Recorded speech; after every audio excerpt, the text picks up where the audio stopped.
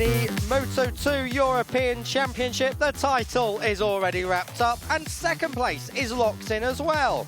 Therefore, the final round of their season, the 8th one on their calendar, is all about pride and glory. No title up for grabs in this one.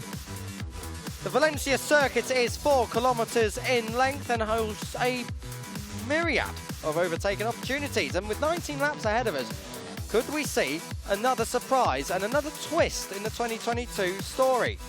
Lukas Tulovic moves on to Moto2 action next year. Can he end it on a high? The paddock is busy and it's a hive of activity. Moto2 European Championship action is next. And we have a new pole sitter in the class, Senna. We'll go from pole. He's second already in the title, and he can't quite become champion. However, he will want to add to that win tally that he has so far. Kiko Giles and Steve English here, bringing you the live commentary for today's action. This is the penultimate race on our scorecard. This is the penultimate race of this paddock's championship season. And Steve, Moto2, we've seen it this year, really has been quite competitive. Been one-way traffic in terms of the overall championship for Lukas Tulovic, but it's been competitive between himself and Senna Agius. Alex Skrigs looked very, very good as well. Toledo's looked good. We also have a stock championship in the subclass for the Moto2 series, so we still have that to be decided. And Marco Tapia goes into this round holding an 11-point lead, but keep an eye out for Daniel Munoz in that class as well. He's been impressive. This is what happened last time out of Motorland Aragon. Lukas Tulovic again from pole position, and again he was chased hard by the likes of Senna Agius, Xavi Cardelus and Roberto Garcia. However, eventually he would edge clear, and whilst there were crashes further down the order, Tulovic resulted with number 1 and another champion crown. He is the new Moto2 champion. And to sign off in style, he tried to do it all over again in race 2 at Aragon. Garcia hit the deck, whilst other riders also fell by the wayside. Lukas Tulovic, though, was not one of them, and he was in mighty form. A dominant double in Aragon, the new champion capping off a penultimate round in fine style. But here in Valencia, it hasn't gone all his own way.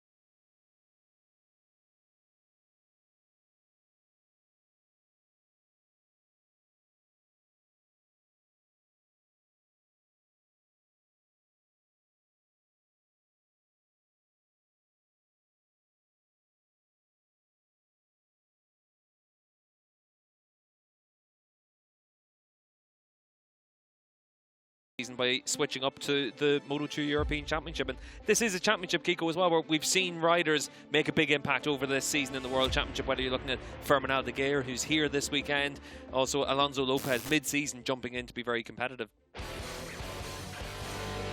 A first pole of 2022 for Senna Agius. Let's find out how he got there. Today's been a good step for us. Me and the team have been working really hard this weekend. We started a little bit far on the first day, but we've made consistent steps, and I'm happy to take my first pole of the season at the last race. I feel like I at least needed to get one. A big thank you to the team. They had a lot of work to do after a small problem yesterday overnight, and yeah, I've had a lot of things to try and work through today, and I felt like I got through them all, and this is the result. So I'm super happy tomorrow. And for the race tomorrow, I don't think anyone has a super big advantage, and the track conditions are a bit difficult than previous events that we've had here. So yeah, I'm not having too much expectations, but I think it will be a tight battle, and I think the pace will organise the race at the end.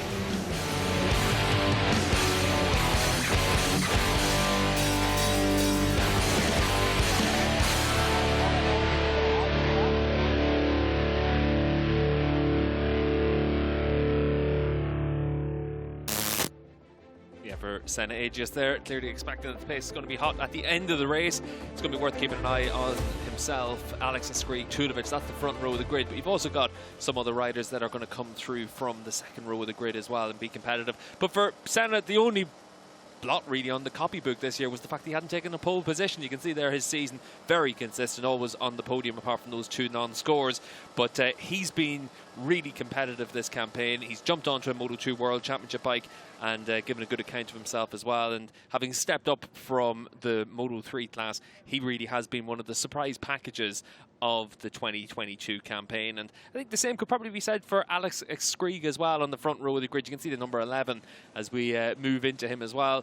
18 years of age, but this season he really did come of age as well, and certainly for Skrig we've seen in the Moto3, in the Moto E class this season as well. The second half of the campaign very competitive, and that's been in perfect harmony with his Moto2 campaign as well. You can see those 2 race victories in Jerez and Portimao. They're the highlights of this season, but really it's been the consistency. We've seen him always in those podium spots and really impressive all the way through the campaign. And it has been tough because you're up against Senna Agius, who's been able to be so impressive this season. And he's been eclipsed by this man, Lukas Tulovic, our Moto2 European champion for 2022. He's obviously got some World Championship experience, but next year he's going to be back in the World Championship full-time for the first time since 2019. And he's out there to show the lessons he's learned over the last few years, because from Tulovic all the way through this season, he's been really impressive. Whether it's that run of pole positions or podiums and race wins, he's just been so good all the way through the campaign. First or second in every race. That says it all. It really does say it all. He has been a step above the opposition, so it seems at least. And it'll be interesting to see whether or not he's going to be able to convert that on the Moto2 World stage, where he ends up next year. This is Hector Garzo. He was there last year, comes back down to the European side of Moto2 this year, and it has been a bit of a season of troubles and turmoil for him. No podiums for Garzo, but starting 4th, he'll hope to convert that. Yeah, much tougher campaign than he would have expected on his return to the European Championship. As it is, the last 3 rounds, they've seen a bit of an upturn in form, but even then it's been running in the top 10, which isn't where he would have expected to be. 5th place on the grid is Yeri Ruiz. Now, this is a pleasant surprise. We've seen him before, Steve, over in the Superbike paddock, doing a couple of Supersport and Supersport 300 rides. Now, peaks of 4th, 3 of them this season, and starting 5th on the grid. Can he get that first podium? Yeah, Ruiz has been impressive this year when you consider that he started the campaign in Aragon on a Yamaha R3 in the R3 Cup. He's moved on to a Moto E bike. He's had those 3 4th place finishes here on a Moto2 machine. So he's been a lot of variety all the way through the campaign, but variety is the spice of life, and he's looked really impressive, and you'd certainly expect that he could be in the scrap for the podium. But you've also got Agius, Skrig, Tulovic that are going to be really difficult to really get into that battle for the top 3 spots. So that's why he's ended up 4th so often. And don't forget this man, Xavier Cardelus from Andorra. Bit of a veteran in the class, a stalwart of the class. Cardelus looking to build on the run of form he's in to take 3rd in the title overall, but still without that win. Yeah, 70 starts in the Moto2 European Championship. Combine that with a couple of years in the World Championship as well, but still chasing that first win. We did see David Salvador in the JuniorGP class finally take his first win in this paddock. Maybe Cardelus could do the same, but again, a bit like what I was saying about the top 3, so difficult to break into that top 3.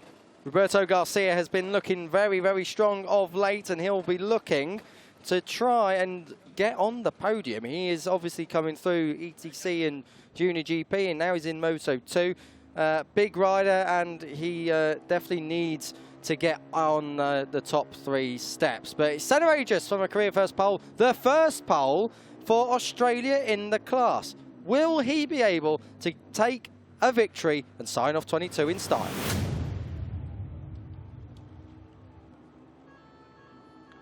As we say, a first pole for Australia in Moto2 here in this class. Valencia will see Agius, Skrig and Tulovic. Australia from Spain and Germany on the front row. Garzo, Ruiz and Cardelus on the second row. Can Cardelus and Ruiz perhaps launch a surprise from there? Garcia again in 7th place ahead of Pons and Bishakirski, whilst Alex Toledo, who has had better weekends than this one, goes from 10th. Shout out to Sam Wilford. He is back in action. He returned last time out at Aragon.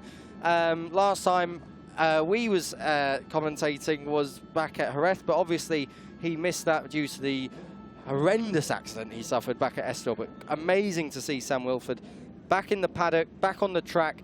Really a fantastic guy, and let's see what he can do in the last race of this year. Lots to get our teeth into for this one. There's a Stock 600 title to be decided as well. But whether or not Senna Aegis can keep Tulovic at bay, maybe we'll get a final lap showdown to end this season with a few fireworks.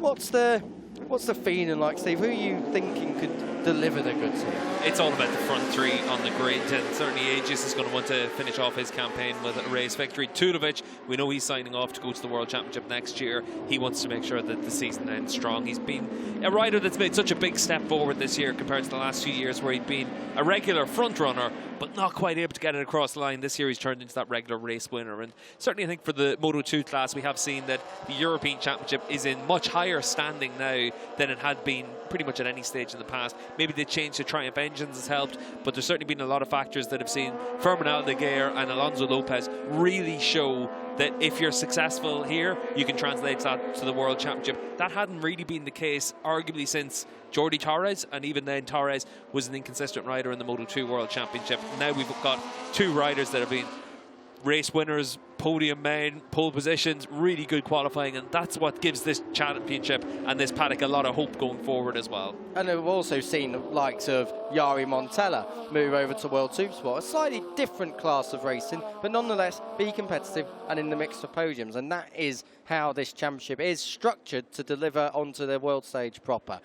Just touch, the clouds do look dark on the screen. They're not that bad. They are, but there's a lot of clouds, but they're not as dark as it's being made out to be on the TV. Yeah, it's actually quite pleasant out today. It's around about 21, 22 degrees, so just about ideal conditions for these Moto2 bikes. But keep an eye on turn 4 on the bigger bikes compared to the ETC and the Moto3 bikes in the JuniorGP class. It's a lot easier to have the tyre cool down a lot in use, so certainly that first right-hander of the lap at turn 4 worth keeping an eye on. Also worth keeping an eye on the stock class as well. Marco Tapia, the number 8 machine, he is our stock championship leader. He holds an 11-point advantage over Alex Ruiz. Tapia is going to start in 16th on the grid. Ruiz is 20th on the grid. You've also got Juan Rodriguez in the stock class. He's going to start from the back of the field. He's 3rd in the championship standings. Daniel Munoz, though, has jumped onto a stock bike and been very competitive on the number 17 machine. He's been able to come in for the last 3 rounds in the championship and very competitive all the way through. So in the stock class, it's the same points paying position, so 25 points for winning the subclass. So it is going to be difficult to see Marco Tapia topped. Just a quick note, in warm-up this morning we had a couple of crashes at turn 10, the flick right, and that was for Daniel Munoz on the stock bike and for your poleman, Senna Aegis. So when we're talking about crashing hotspots and corners of caution, that is certainly one of them, because your left, flick it right, cold side of that front tyre, a little bit chilly. We're getting ready to go then for the final time in Moto2 in 2022. Who will it be? Good start from everyone on the front row of the grid, particularly as Skrieg. Senna Aegis bogs down a bit in the end, it looks like. And do look at that, it looks like Garzo's trying to make his way through, but Tulovic is going to sweep through majestically into the lead at turn 1. He runs it a bit wide, he'll be back to 2nd, perhaps even 3rd. Skrieg is coming through as well. Senna Aegis getting the whole shot, but getting punted back momentarily by Skrieg, who goes through into the lead, but runs wide. Senna through. Oh, we got a crasher further downfield. Not sure who that is. We'll find out in a minute. Skrieg knocking spots off Senna Aegis at the moment. Big cut. That was almost a big high side for Senna Aegis, asking for the power through turn 4. Just about held on to it. Yeah, it's a long race here, 19 laps, so longer than what we've had in the other 2 classes. And in the early stages, it's all about making sure you're able to stay at the front. Overtaking not easy in a Moto2 bike around this track. Skrieg, the number 11 leading, ahead of Aegis, ahead of Ruiz in 3rd place. Jari Ruiz, that's a fantastic start for him. 4th for Garcia, Roberto Garcia, and 5th for Tulovic, the champion. So Tulovic probably had more bikes ahead of him now than at any other racing lap point of this season so far. I think maybe the rider who crashed out at turn 2 may have been Maxwell Toth. It was with Montero, I think. Yes, it was. And Toth, I must say, had a massive crash at turn 3 yesterday in qualifying, ripped the front forks and front wheel out from that motorcycle. So it's been a weekend to forget for him. Back at the front, though, Skrieg is under attack from Senna Aegis, who thinks about it, but then thinks better of it. Yeah, you can see Aegis there on the number 81 machine in second spot, just keeping that watch and brief down the start-finish straight. But it is a case of trying to make sure you stay out of trouble in the opening couple of laps here in the Moto2 bike, because you can start to split the field a little bit. So for Alex Skrieg on the front of the field on the number 11 machine, really good effort from the middle of the front row. Tulovic with a bit of work to be done. And the number 3 certainly hasn't been afraid of getting the elbows out this season when he's had the call for it. But he got through on Garzo already, so he's picked off one rider in the last half lap. Now he's going to set his sights on Ruiz in front of him. Yeah, I think Roberto Garcia there in fourth as well on the pink bike. He's having a great second half this season, already grown in stature right the way throughout. This is quite a big lead group. I know we've only had one lap, but normally we see it fragment quite a little bit through the opening few corners. Not this time. We've got a good group of 7, and if you actually want to count back all the way to 12th place, Sam Wilford's there, the number 35, about to come into shot right at the back there, but a little bit distant now. So coming down through, this is into turn 8, and so far, Tulovic made that move, I think, there, but yes, he did get it pulled down. I thought he was about to run a bit wide, but Tulovic through Roberto Garcia. So now through turn 10, that tight little turn 11 is next. Tulovic making progress up into 4th. Yeah, you mentioned about Wilford. He's behind the leading stock rider, and that is Daniel Munoz. So this is Munoz's, I think, his 5th race in the stock class. He's got 4 wins in the second spot, so he's been the rider to beat in the stock class, even though he missed the first half of the year. Absolutely. He's got no chance at the title, though. Not without disaster for Tapia, as Aegis again looking on the... Cardalus is going through on Garzo. Good move from Xavi Cardalus. Garzo just asking for the power there as they come on the straight, lights the rear end up. But across the line one more time, a Skrieg from Aegis, from Ruiz, from Tulovic, from Garcia. Tulovic having a look, but not this time. Garcia's running in hot. Oh, my dearie me. He almost hit the back of Tulovic there. Somehow pulls it down. He didn't hit the apex, but he didn't run it out onto the green either. So Garcia had his braking marker taken there by Tulovic into turn 1, having to go a little bit wide. Tulovic for the fast lap, a 1:36.206. Aegis looking on the inside of a Skrieg and gets the job done. That time does a Skrieg bite back at turn 5. He's having a big sniff, but he can't get it done. So Aegis leading. Yeah, this is the time there for Aegis to try and get his head down, open up a bit of a gap, because he knows that Tulovic is going to be coming strong in the next few laps. You can see Tulovic, though, with his hands full, with it looked like Cardalus there trying to make the moves as well. So for Tulovic on the number 3 machine, championship winner this season, he's up into P4. This is the moment for Senna Aegis to try and stretch out a little bit of a gap if possible. A lot of riders in this group, of course, who haven't really been in this group for a lot of the season. Ruiz is one of them. He hasn't shown this kind of form. Cardalus is another for most of this season. It wasn't until the last few rounds where Cardalus really came to the fore. This is what happened down into turn 1, Steve. Keep your eyes on the number 3 and the 31. Yeah, and you can see here with Garcia just on the curb, just running very close to the back. Tulovic has to take that bit of avoiding action to run out a little bit wide, but both riders live to fight another day. Tulovic up in 4th spot. Garcia lost a position to Cardalus, but he's just keeping himself in that 6th position right now. Aegis leads then onto the front straight. A Skrieg went on the green there. There's a side-by-side across the line. A Skrieg looking to try and get back in the front, but he can't quite get there. Nothing wrong with the power of the Senna Aegis, Calix, that's for sure. Roberto Garcia is going around the outside again at turn 1. I do not believe that's going to work on Xavi Cardalus, and no, indeed, it doesn't. So we've got yellow flags at the final corner. Not sure who that is for. It could be for Corey Tinker, it looks like, in the stock class. And leading the stock class, still Daniel Munoz with a pretty comfortable advantage over Marco Tapia. Tapia in a position, though, to be able to take that stock crown as things stand. So Corey Tinker out of action then at the moment down at turn 14. Hopefully he's up and okay, as Cardalus having a good look here. That is definitely Corey Tinker, as you can tell by the hair.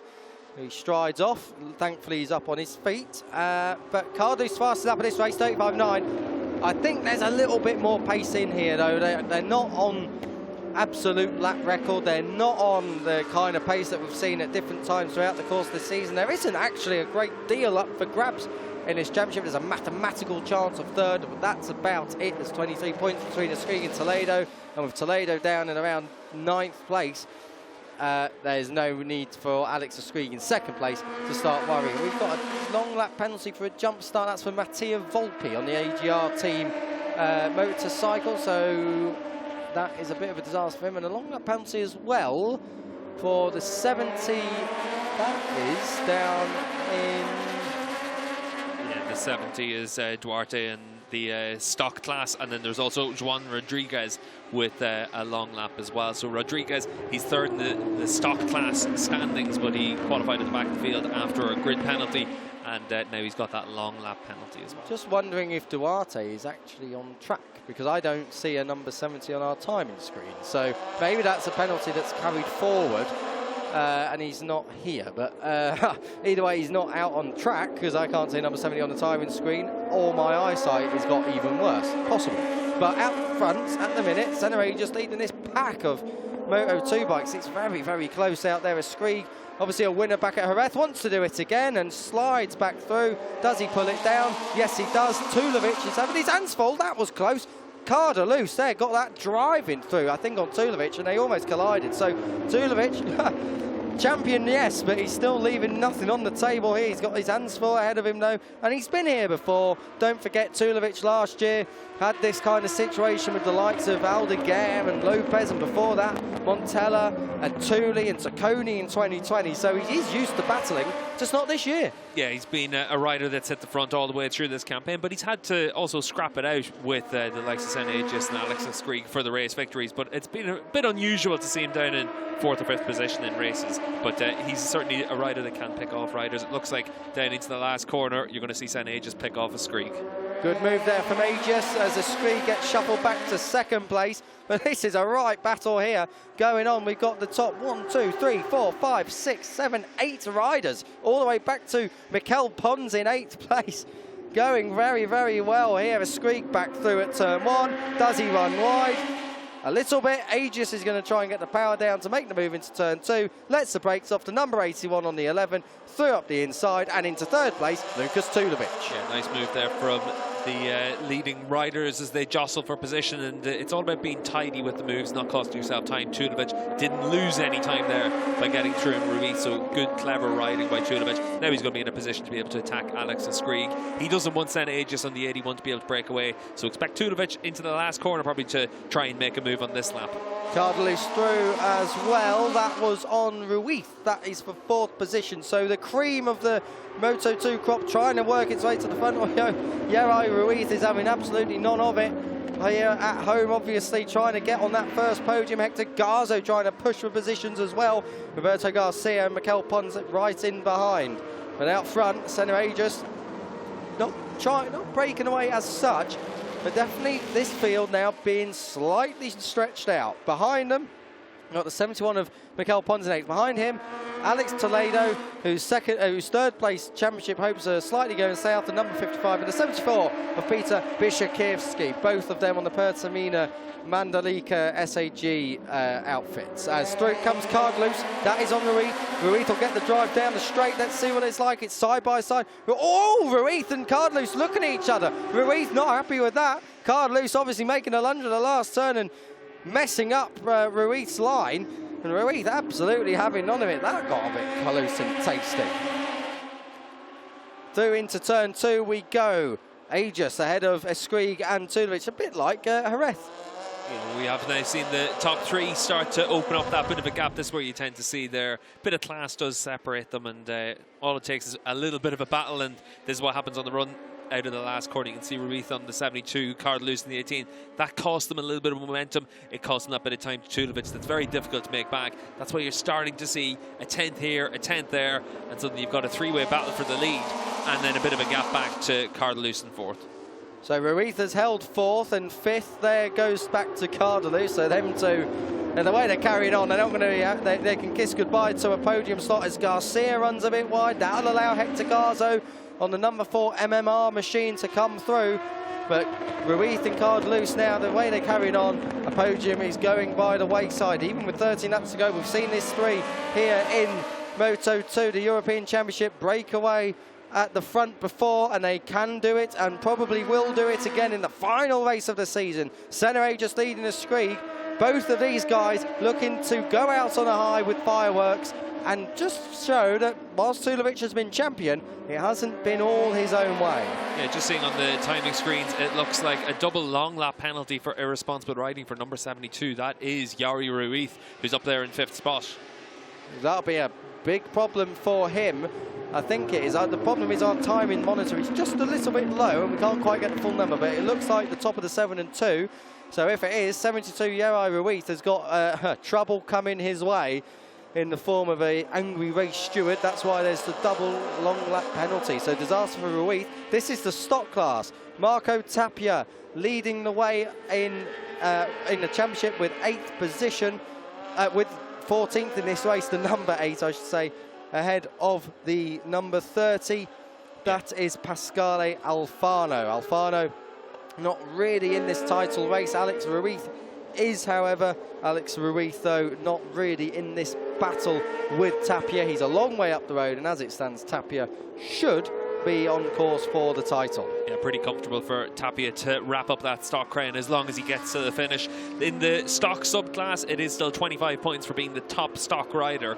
So in terms of your point standings for that, it is going to be very difficult to see Tapia beaten in that battle. Even if he were to have a problem now, his rivals still need to score a lot of points. Juan Rodriguez on the number 38, he's up there in 5th position in the stock class right now, and still needs to make up even more positions than that if he's to stand a chance. I think we've lost Sam Wilford from this race. Wilford has dropped down quite dramatically on this lap. His last lap was a 2:13, so he may have had a run-off or a crash and got back on. Yeah, he's in the pits, Wilford, so we did see him drop down the order in the last few laps, but clearly a bit of an issue for him. But it's a shame for Sam, considering he's come back from those injuries from Estoril and was very competitive last time out in Aragon with a top 10 finish. Yeah, shame to end his season like that, but let's just hope that he can come back stronger next year. He looked on course to be having a brilliant season at the time of that horrendous accident back at Estoril, but thankfully he's okay and back with it now, and hopefully next year will be even stronger. At the front, Centre Asia's still ahead of Skrig and Tulovic. Nothing to separate these three, covered by about half a second, but then Cardelus is in 4th now, ahead of Ruiz. Ruiz with that double long lap penalty, he'll have to serve them very soon, and he will drop down probably to around Bishakiewski and Toledo with the first one, and then definitely outside the group with the second one. Yeah, and you can see the top 3 breaking away. The reason for that is fastest lap of the race last time around by Senna Aegis, but all 3 riders within a few hundredths of a second of each other, so that's why they're just stretching out that bit of a lead over Cardelus. Cardelus last time around pretty much matched the pace of the top 3, but he'd already given up that bit of ground.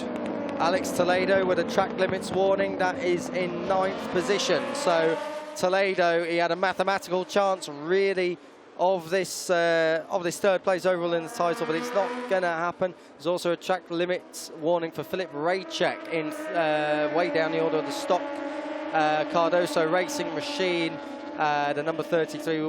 Not a penalty, it's only a warning at this moment in time, but don't go on the green in the first place to avoid getting any kind of penalties. Look at the front of this is getting close now. Half a second it was, it's now just 0.4 of a second as they cross the line. These top 3 are breaking away. Xavi Cardelus, though, is digging in deep. The fastest lap of the race last time out went to Tulovic. The next fastest on track, though, after that was Skrig and Cardelus. So they're definitely chasing race leader Senna Aegis, but there's not a lot in it. Yeah, and just in relation to the track limits, not as much of an issue on a Moto2 bike, just because you've got so much more heavy braking zones around this Valencia track. The Moto3 and ETC bikes carry an awful lot more corner speed. These bigger bikes, obviously with the Triumph triple cylinder machine, much higher top speed, so you have to brake a lot deeper, you have to brake a lot earlier into the corners. That means the track limits shouldn't be as much of an infringement in this race as we've had in ETC and JuniorGP. And whilst we're on about the Triumph, obviously the engine has come in this year. What's the difference characteristics-wise for these riders compared to the old Honda CBR 600? Awful lot more electronics available to these riders and different riding style, and we have seen a lot of riders able to get a lot more out of the Triumph machine than they were with the Honda, and it's just that it really does seem that the riders are able to make a little bit more of a difference with this bike. You can try lots of different styles, lots of different lines around this track compared to what we had with the old Honda, the CBR 600 engine. It really was a case of basically there was one way to ride it fast, and now with the Triumph there's a lot more variety. We've also seen it where a lot of teams have adjusted to having the Triumph throughout the course this season as well, so that's been a change for everyone to get used to. And with variety obviously comes close racing, and that's what we're getting here in Valencia, the Circuit Ricardo Tormo, the final race of the year for the Moto2 European Championship field. We are in the second half of the final race of the year, and as you're seeing on screen, this is the battle for 5th place, although it's not really 5th because Yeri Ruiz, the number 72, has got a double long lap penalty for irresponsible riding.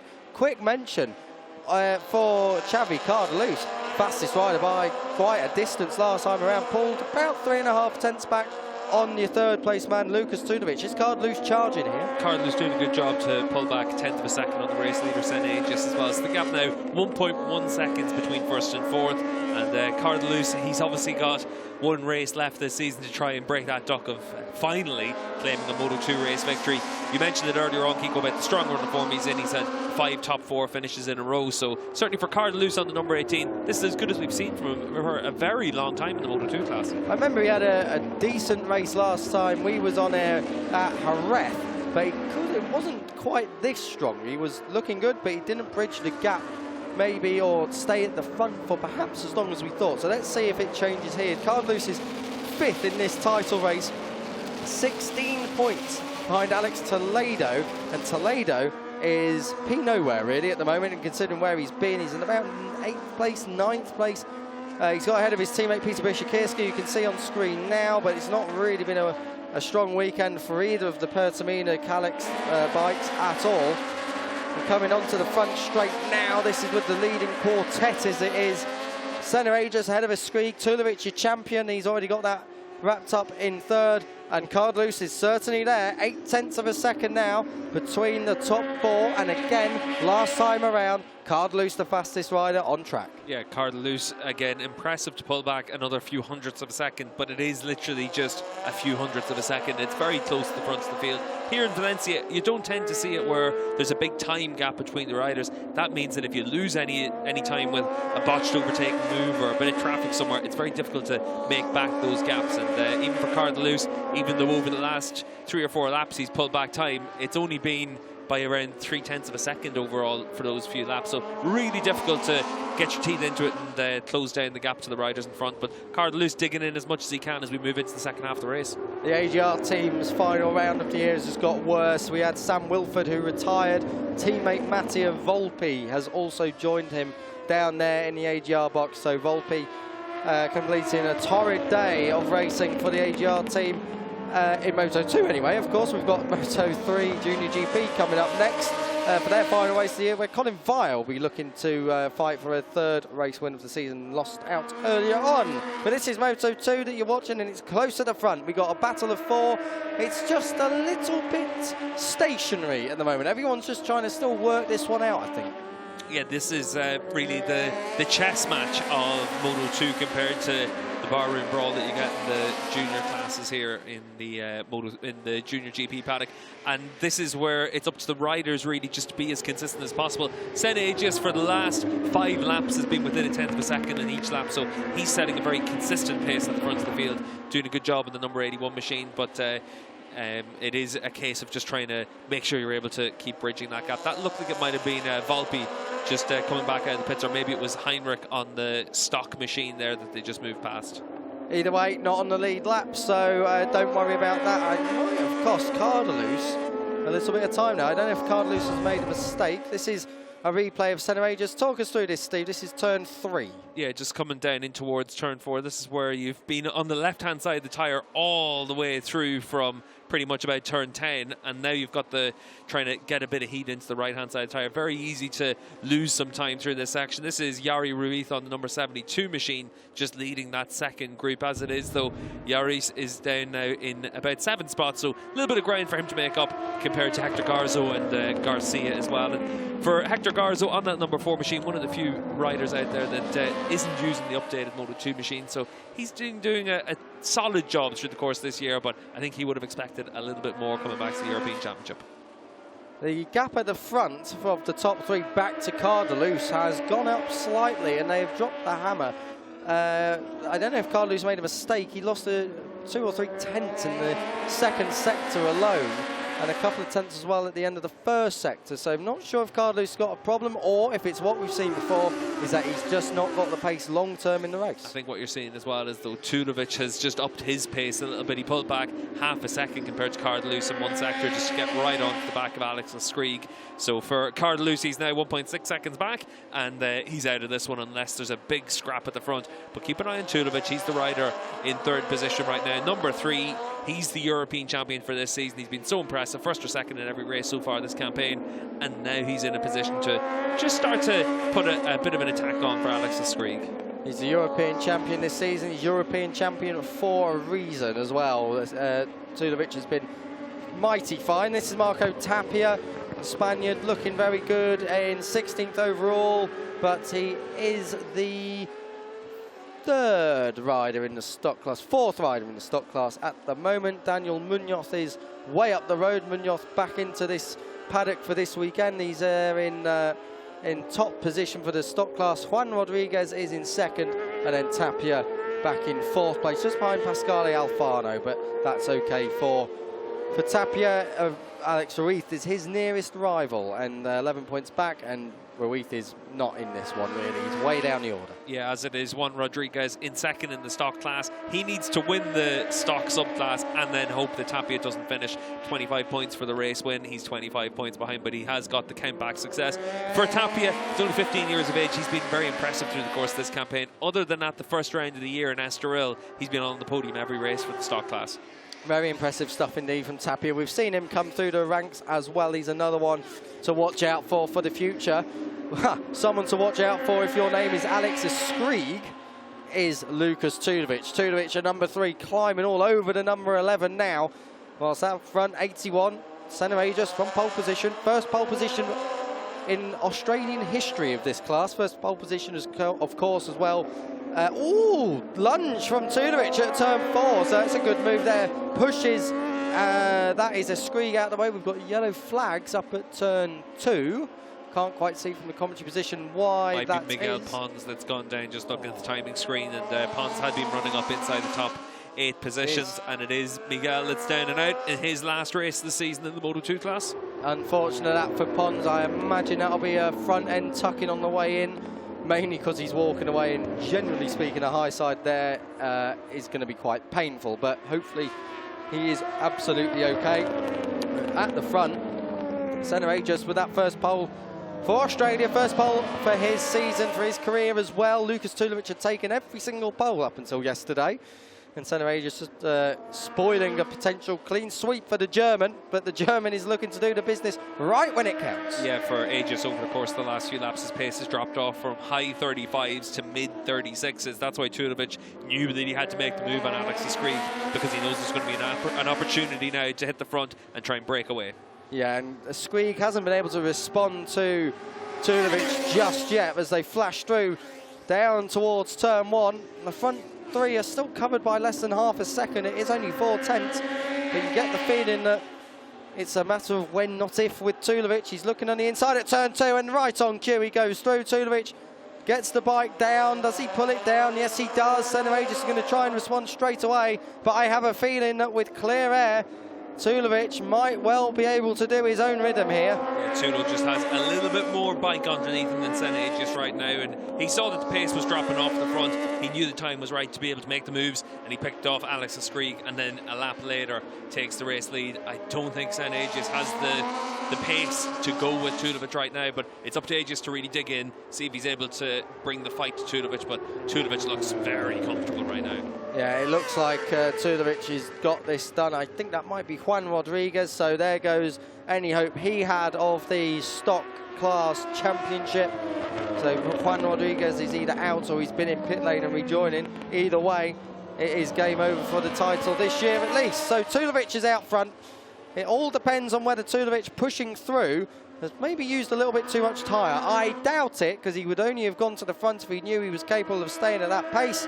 And Senna Aegis, whilst leading this race and setting very fast lap times in the, as you said, Steve, high 35s, now looks very vulnerable to Alex Skrieg. Skrieg, though, I can't see him getting past Aegis and then going on to catch up with Tulovic. I think Tulovic may well have this one done. Yeah, you don't tend to have it really where the Dunlops go off in the closing stages, so it is a case of just having that grip there and then, and Tulovic has it, and unfortunately for St. Aegis, he doesn't have it right now, and that's why we've seen a Skrieg come through. But for Aegis, he's got 2.5 laps to try and get himself back into second spot. As it is, running in the podium spots, it's been such an impressive year for Senna. He's up there second in the championship standings. He's been as close as you like to Tulovic for most of the season. Tulo, just though with that extra experience, that's been the difference. Yeah, that extra experience of managing Moto2 races. Senna Aegis obviously coming up through JuniorGP and the smaller bikes where he wasn't setting the world on fire. A couple of point scoring finishes really. But a bigger bike, as so often is the case with Australian riders, suiting them a lot more, and that has been very clear here this year. Yeah, Leon Camier has been advising and helping Senna all the way through the last few years. He always said that a bigger bike is going to suit him just for his frame and his size, and certainly as one of the bigger riders in his career, Camier would know well what it's like to be on a bike that's a little bit too small for you. Yeah, Leon Camier, well over 6 foot. No idea how he manages to fold himself up on a motorcycle, but he does anyway. Look at this at the front though. Maybe it isn't all over. Maybe Tulovic hasn't got this job done just yet, because the Skrieg is digging deep here. 0.3 of a second pulled back on this lap so far by a Skrieg. As it was, Tulovic last time around was within a few hundredths of a second of the fastest lap of the race. You'll certainly expect to see Alex Skrieg set a new personal best in this race. It's a new fastest lap for him, pulls in 0.3 of a second. Yeah, half a second quicker than Senna Aegis as well. So this is, it was for, oh, Senna Aegis out wide. That's definitely out wide for sure. He's gone well on beyond the green. But this was a battle of 4 riders. Now it's a then it was a battle of 3. Now it is a battle of 2. The Promo Racing Calixes have just dropped back that little bit, and it's allowed Tulovic and Skrieg to come to the fore. Skrieg will wrap up 3rd place in the title, but he's only got that the 2 victories in this year. One at Jerez, of course, and he'll be looking to make it a 3rd one here today. 2 laps to go. Yeah, Jerez and Portimao, the 2 race wins for him, and he's trying to make it 3 in these closing rounds of the campaign. And certainly when you look at Aragon, that's the one that got away from him. No points scored in Aragon. That's why he's just not really been in a position to be able to come to this final round of the year with 2nd on his mind. As it is, all he's got in his mind is claiming that race victory and finishing the season really strong. Skrieg in the stock subclass in the past was always a rider worth keeping an eye on. Last year he jumped onto a Moto2 bike, did very well. This season though, Moto2, Moto E, he's been very impressive all the way through. The second half of the Moto E campaign, he was always at the front, and as it is here in the Moto2 class, 3rd in the championship standings for a reason. He's been fast and consistent this year. And he's no shame in who he's battling with either. Tulovic has been a class above really this year. There was a time where Senna Aegis looked to take the fight to him, wasn't quite able to do it consistently at least, and Tulovic just for that opening domination at Estoril where he is so strong, managing just to get himself ahead, and then into Aragon he was able to wrap up the title with 2 races to go. We're on the last lap of the season, and Tulovic has got this looking sorted. Skrieg a little bit wide there at turn 2. Yeah, Tulovic looks like he's got this in hand, and further down in the stock class, Daniel Munoz has this one also in hand. He's out to win 4 of the last 5 races in the stock class, and the one rider that can really enjoy this final lap, Marco Tapia, he's already been confirmed as the stock champion for this season. And now he gets to enjoy the final lap of the race. He's a 2.5 behind Dino Iozza as well. So not with the opportunity to move on to the podium in the stock class, but he is going to be the champion this year. It looks like it's job done then in terms of the positions on this final lap. It's been a great season of Moto2 action. Alex Skrieg really coming good in the second half. We knew the talent was there.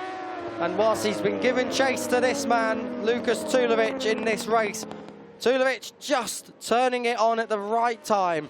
We are just a few corners away from the final checkered flag of the year. This man has been sublime. There's a reason why he's the champion already with 2 rounds to spare. There's a reason why he's booked himself back on the 2023 Moto2 World Championship grid.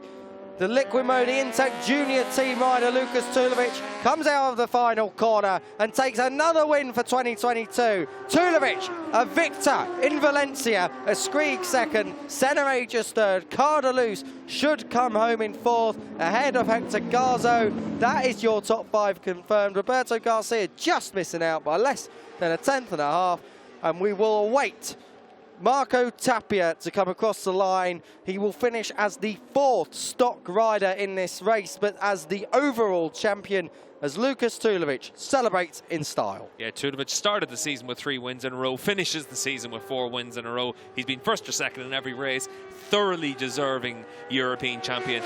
But you also have to say the same for Marco Tapia in the stock class. Very impressive all the way through. Very impressive indeed, and as for impressive, we've got yellow flags at turn 10. Not sure why that is. That'll be for, oh dear, we've got a couple of bikes there we can see from the commentary position. But this man will not worry about that. Marco Tapia is your stock champion for 2022. The Easy Race Yamaha team able to come out on top. It looks like the fallers are Jamie Davis, the British rider, and Kilian Lestola as well, the number 86. That is at turn 10. We've got medics on scene, marshals in the gravel trap. We can see it from our commentary position. But Marco Tapia, deserving champion in the end. Not sure whether he would have done it over the course of the full season if Daniel Munoz on the SP57 Racing Team Yamaha would have been able to probably take it to Tapia. But nonetheless, Tapia's moment is shared with the number 91 of Mikhail Florov. And Tapia, the new stock champion, very impressive stuff indeed. He's got BMW leathers on, but he is on a Yamaha. Believe me, BMW haven't quite got a Supersport project together just yet anyway, and not on a 600. But mutual celebrations all around. Marco Tapia, very popular in the paddock. He is only 15 years old, another bright future ahead of him.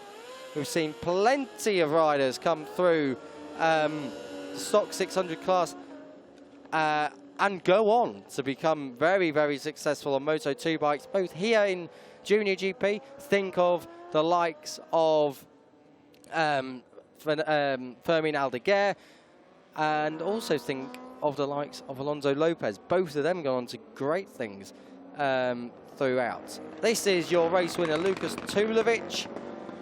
A fantastic ride from him, and again, we can't say it enough just how deserving that is. He started the season with 3 wins, backed up by 4 second places, and then finishing the season with 4 wins.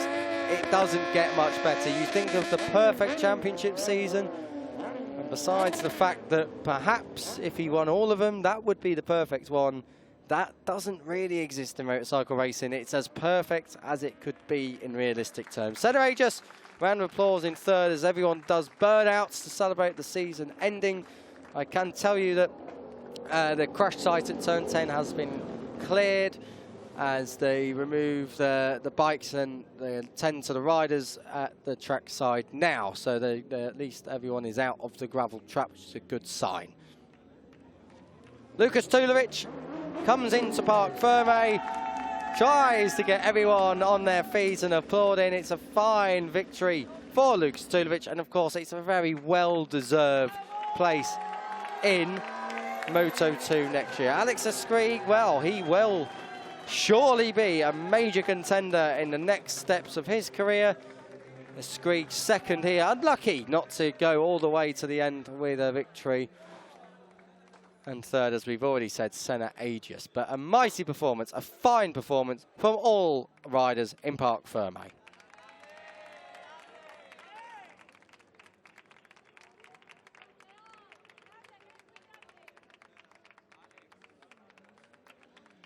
So as we look down on the celebrations in the final Moto2 race of the year, this is Marco Tapia. He is the champion in the stock class, and I wonder what's next for him. Well, right now it's a wheelie, and I'm sure a good party tonight, but he will also be very, very much looking forward to the next part of his career. What does it hold? As I said before, so many riders have come from the stock class. Toledo, Aldeguer, they're the key ones, and riders have really gone on to do good things, good results on Moto2 bikes, both here and in the Moto2 World Championship. But Tapia taking the plaudits. Are we going to get a burnout? Are we going to get some celebrations with the trackside marshals? I think we are indeed. And the gold helmet obligatory. And that is all your titles wrapped up this year for Junior GP. We've still got another race to go, though. Don't think the action stops. It certainly does not. It is all about Junior GP coming up for the final race of the day in about 25 minutes' time at 2 o'clock local time, GMT +1 back home in the UK. That is 1 o'clock. But Lukas Tulovic, dominant. And I'm very keen to see what he can do next year in Moto2. He's obviously had a taste of Moto2 before in the past.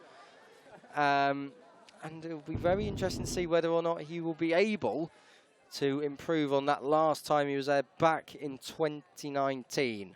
This was the race win just now, heading home as Skrieg and then Senna Aegis. But the team very, very happy down there. And it'll be interesting to see exactly what happens with them going forward into next year and whether they stay in this class. Maybe all attention shifts to Tulovic becoming a star in Moto2.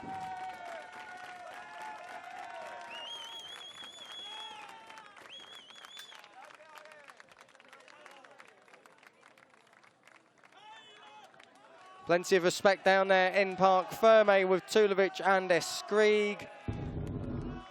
And as you can see, the flags are waving very high. It is celebrating in style down there in Park Ferme. Let's listen.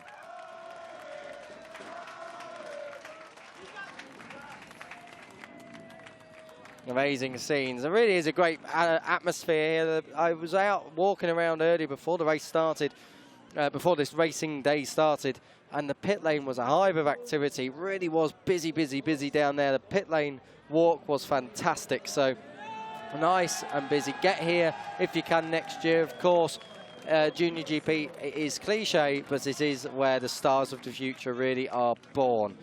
As you can see, the number 8 is wheeled off to one side. The number 1 pit board is there for Marco Tapia, the new stock champion. We're just awaiting Lukas Tulovic's interview, and we'll get the instant reaction in terms of his thoughts on the final race weekend of the year. And of course, testing will start for Moto2 at the end of this season, probably into next year before we get underway at Portimao, which is the new season opener for Moto2 and the MotoGP guys next year. Here's the interview. Lukas Tulovic signs off 2022 with another win. Lukas Tulovic, what a way to end the 2022 campaign, a 7th win of the season. Yeah, I mean, I don't know what else to say. We did such a great job all season, been a bit of up and down. Also this weekend was difficult to get the setting right on the bike. But again, chapeau to my team. I'm so happy we made it again here in Valencia. Perfect way to end this perfect season. So thanks to everybody involved in this project and really super excited for the future. And some words in German? Ja, es war ein fantastischer Abschluss zu einer fantastischen Saison. Ich meine, 7. Win-Sieg der Saison, fast alle Pole Positions geholt. Jetzt in der letzten Runde nochmal die schnellste Runde rausgehauen. Fühle mich fantastisch auf dem Bike, deswegen riesen Dankeschön an mein Team, die einen fantastischen Job gemacht haben. Würde sagen, das war jetzt nochmal die Meisterarbeit, die ich geschrieben habe, diese Saison, und jetzt wird nächstes Jahr dann der nächste Schritt gemacht. Vielen, vielen Dank an alle, die involviert sind. Great job, Lukas. Lukas Tulovic with plenty to look forward to next year as he moves on to the Intact GP team proper and with Husqvarna, so that'll be very interesting. Keep your eyes peeled for 2023 in Moto2, but this was how it happened. There was a crash early on with Montero and Toth. They were up and okay. And Alex Skrieg was leading early on from Senna Aegis, Jari Ruiz. Tulovic had to do some work in the early stages, back and forth. Roberto Garcia right there with him. Senna Aegis with the first pole for Australia was leading the way, but Alex Skrieg hoped to put him back into second. Aegis was relentless and resistant as he tackled the likes of Skrieg and of Tulovic. There was this moment for Ruiz and Cardelus. Goodness knows what was going on there. Thankfully they didn't clash. Whilst further back, Marco Tapia, a step above everyone else in Stock 600 this year, was on his way to the title. Tulovic made this move in the closing stages on Skrig, whilst Mikel Pons crashed out of a top 10 placing. Whilst Tulovic also hit the front. He made his move on Senna Aegis. Skrig tried to follow suit. Aegis went wide, lost himself time, and although Skrig was close at one point to Tulovic, there was no stopping the German, who capped off this season with yet another win, a 7th out of 11. Majestic stuff from Tulovic. The 22-year-old German will move on to new heights in 2023. Marco Tapia as well, a big future ahead of him. The Easy Race Yamaha stock rider taking the title. Tulovic, the winner in the overall class though. The European Moto2 Championship for 2022 is all done and it's all dusted.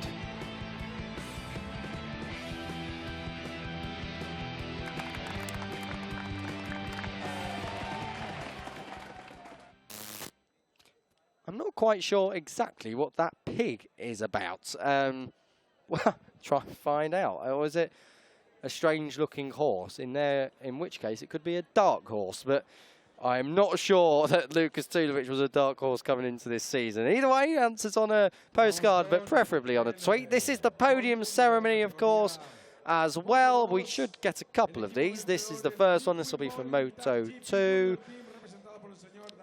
And we will get them in 3, 2, 1 order. Team representative for Liquid the Intact Junior team, makes his way to the podium. Senna Aegis, a fine campaign for Senna Aegis. It has been one to look back on with great fondness. He'll take third. Alex Skrig gets a big cheer for second place. And it's a win for Lukas Tulovic. Like I said, a 7th of the season. And what on earth has he got there? It's the #1 pig. I didn't know they rated pigs in order in Germany. I need some help there to understand that. But as for Senna Aegis, that third place brings him a 9th podium of the season, of which he has taken 2 victories. Fine stuff indeed.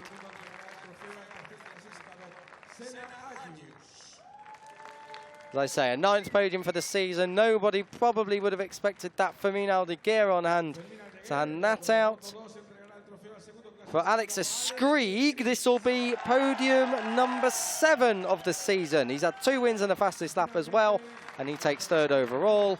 But Lukas Tulovic is a champion for a reason. This season, another win. It's a 7th victory. He is in 7th heaven, and he leaves a great legacy in the Moto2 European Championship. Maybe, just maybe, we could see an aspect of this next year in Moto2. This is the German national anthem.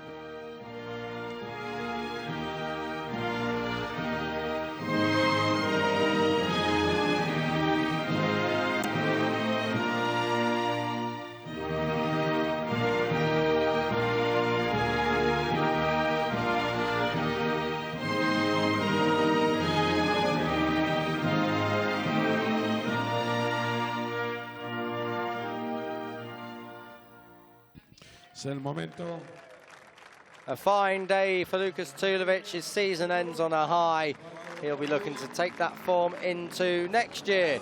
A bit of a collision on the podium. That's not the first collision he's had with Senna Aegis all year. Fantastic scenes as they get the Prosecco DOC party started. It has been a season to remember for many reasons, particularly if you're Lukas Tulovic.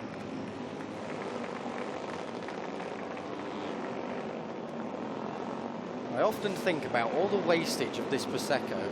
Imagine if it went to a proper use. But never mind, I'll finish what's left. And we'll get on with the rest of the day. I don't think Lukas Tulovic is a big fan of that. That's not great for him at all. But I'm sure he'll be celebrating tonight. The season is over and out. Tulovic, winner of the last race, ahead of Alex Skrig. Senna Aegis completing the podium in 3rd. 3 different nationalities on the podium, but 4 different nationalities in the top 4. Andorra's Xavi Cardelus. What does he have to do to take a first win in the class? Garzo Garcia, Borja Gomez, Alex Toledo, Jero Ruiz in the end, finishing 9th. Not sure whether he took them penalties. And Peter Bishikirski, the Polish rider, in 10th. The Philippines are represented in 11th with Kyle Paz ahead of Danny Munoz, Pasquale Alfano, Dino Iozzo and Marco Tapia completing the order. Those 4 riders all on stock bikes.